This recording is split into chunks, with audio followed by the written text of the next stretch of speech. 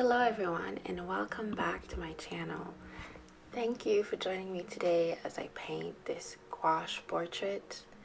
Looking back at the final result of this painting, I realized that I've come a long way from the first gouache video I've uploaded on my channel.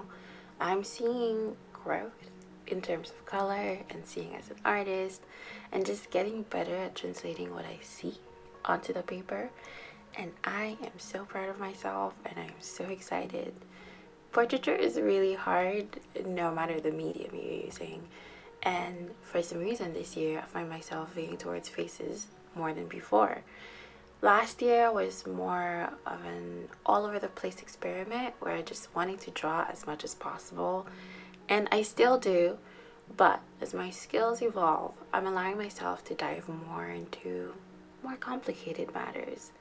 I just recently started to really understand values and interpreting them, and I think it has added a new level to how complex faces are to me.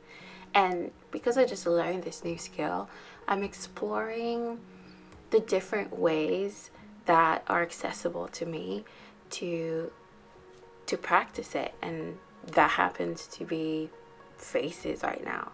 I find it's just easier for me to understand the values on a face than it is to really see that of a forest, for example. I'm not saying faces are easy. They are quite difficult for me as well, since I am still learning. But it's much easier for me to tell my brain that, look, this is a shadow on skin. These are midtones on a plane. Oh, look at this highlight. Than it is for me to ignore the texture on a tree and focus on the light that is pouring in and translating it as light and shadows and not texture on a tree trunk that is in the sun. So I think it's different for everyone and it's a work in progress, and we just have to find what works best for us.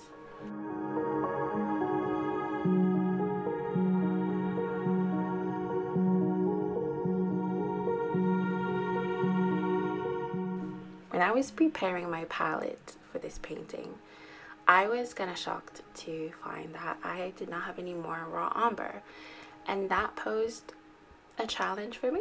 It was like a warning to tread very lightly with the shadows, and I had to layer the paint, going from a very watered down shadow to one that was more present on the paper, because I did not want to use black, but I think I did end up using black, and that also posed another issue of mixing my own brown for the skin tone. I do not trust myself mixing colors, but with the layering, I think it ended out quite well.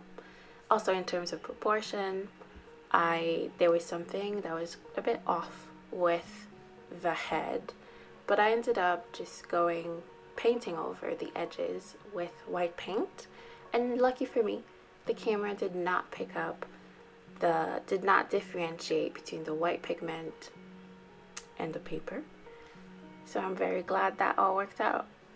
That is it for me today. I hope you enjoyed the video. Thank you for joining me. Remember to share, like, comment, and subscribe. I will see you in the next one.